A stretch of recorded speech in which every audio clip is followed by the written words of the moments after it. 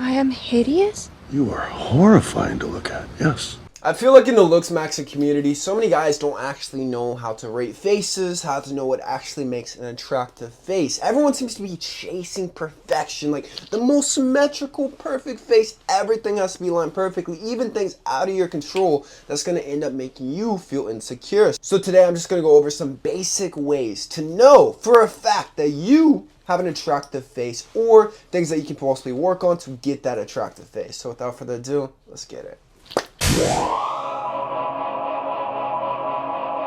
Based off ratings alone, a conventionally attractive face, I would say, is going to be anywhere from 7 out of 10 plus, meaning that the majority of the population will find you very, very attractive. Now, if you're like a 6 to a 7, a lot of people will still be attracted to you, but it won't be insane, like an insane aura. The first thing that makes an attractive face is going to be very controversial, actually, but this is going to be imperfection and a little bit of averageness. Here's the truth, guys. No one likes something too perfect because nobody is going to be perfect. Like, if your face is overly symmetrical, you have all these fillers, everything, other people won't be able to relate to you in terms of looks. Even women. Women naturally are going to be drawn to people who are similar in looks as they are. And obviously, there's hypergamy. They're going to try to go for the most attractive guy, but at the same time, they feel more connected to you if your face looks a little bit similar. Look at many couples, married couples. You'll notice that a lot of times their faces kind of look similar, but it's actually the imperfections that makes a face look very good. It's whenever your nose might be a little bit crooked and you do everything to make it look as cool as possible. It's whenever your jaw might not be fully symmetrical that it has more charisma to it. That's what it is, man. It's charisma. Whenever you look overly perfect, whenever you look overly obsessed, then simply it's not going to be as attractive. Looks Max the community, they always say that the age pill hits. Once you get old enough, it's gonna suck. Life just gets so rough. Scientific research actually says otherwise. Women are naturally attracted to men with older facial features, meaning a guy with a little bit of eye bags, some wrinkles, maybe a little bit of graying. It comes subconsciously from evolution, you know, because the guy who's older is typically going to have more resources, more money. He's going to be more mature, or so this is what they think, and so this is what they're going to be more drawn to. And from my personal experience, I remember when I was younger, let's say like 18, 19, 20, I looked smacked. Like, I looked very good. I looked like the pretty boy, the male model. You would think all the girls would go nuts for me, but the thing is, I simply looked too young. I remember even, like on Tinder, for example, I would be on there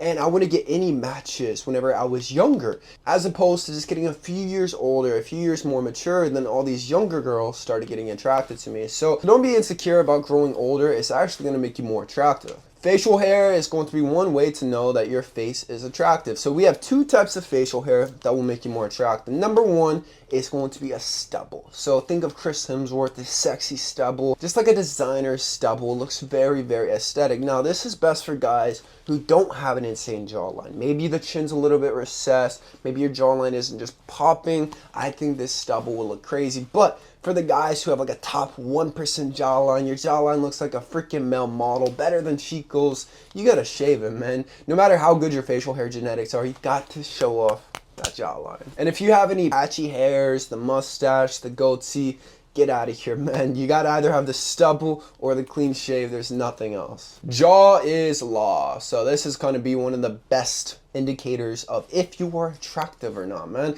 You can even use UMax. If you scan your face in UMax, it's going to scan how symmetrical your face is. Not how attractive, but how symmetrical it is according to your features. So the higher it is, this means that you're in the top percentile. I believe whenever I did it, my jawline was like the top, like 98th percentile. So it was like a 98 out of 99. So that would be considered quite good. And the truth is, you can do a lot to actually work on your jawline, because how many ugly guys have you seen? Let's say celebrities. Jacob Elordi, I think, is the best example, because his facial features are kind of messed up, but his jawline is chiseled. He's 6'5", and girls go nuts over him. The easiest way to get a jawline is quite obvious, man. You got to be at a low body fat percentage. You got to be able to flush all the water out of your body naturally with a low carbohydrate diet. You want to be mewing. You want to be building up the masseters, not too much to where the masseters are wider than the mid face, but just enough to get more definition. It's very simple, and if the chin is too recessed, you also will not have a jawline, because then there won't be enough skin pulling against the face to create that jawline look. So you could look into orthodontics to fix this. Don't forget about those hollow cheeks. I mean, hollow hollow cheeks is pretty much going to be the signature of every single male model,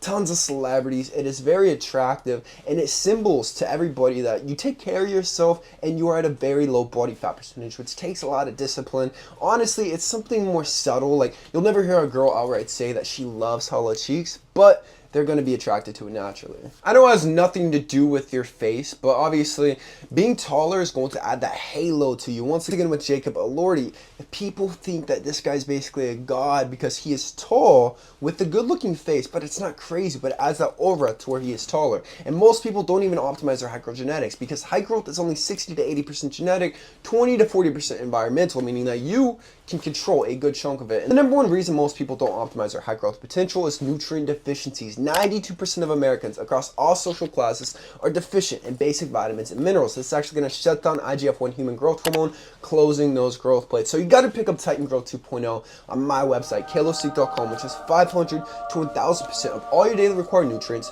to optimize your height growth. Don't forget, guys, schedule your free consultation with me down below. I'm opening up my one-on-one coaching once again. So if you want to look like a Greek god, male model, you need help with looks maxing, to look facially like a male model as well, click that link in the description to apply to work with me. I've transformed over 1,000 people's lives, man.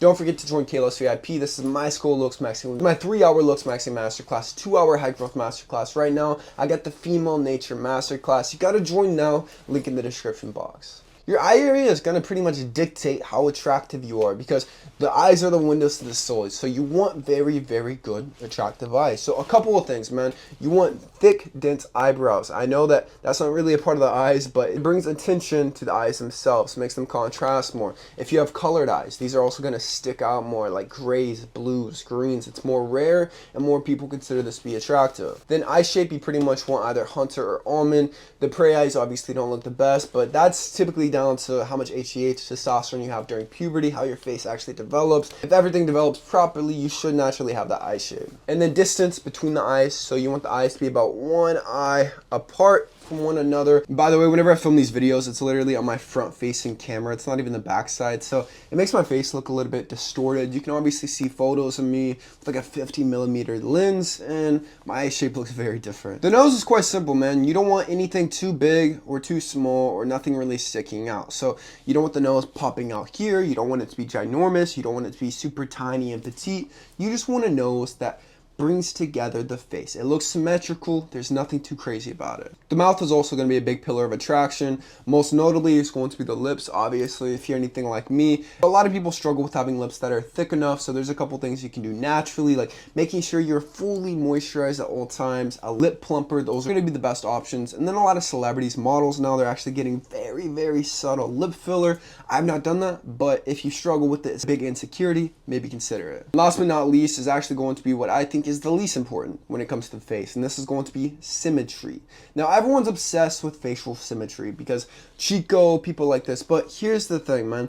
A lot of people don't really notice symmetry so much, and like I said with the first point, they actually like a little bit of asymmetry. They like a little bit of imperfection. If the face is too symmetrical, it actually doesn't look as attractive. But another thing is, symmetrical faces without good features do not age as well, because what's going to happen whenever the face starts sagging and you don't have a strong jawline, you don't have strong cheekbones, you don't have a strong brow ridge, but your face is very symmetrical, you're going to age looking pretty much just like everybody else. Nothing is going to stand out about yourself at this point. This is why it's so important to work on your facial features, most notably the jawline and the cheekbones, to make your face as attractive as possible. And last but not least, it's going to be the hair itself. You want a good hairstyle, and you also don't want to be balding. Having a little bit of a mature hairline, I actually think looks more attractive. You know, like, think of Bill Skarsgård from the movie It. A lot of women are obsessed with this guy. His temples are a little bit matured, but he's obviously not balding. Same with his brother, Alexander Skarsgård. It's a very good hairline, but a lot of people obsessed with having too perfect of a hairline these days, man. But that's it. Subscribe if you're new. Love you with all my heart. Peace.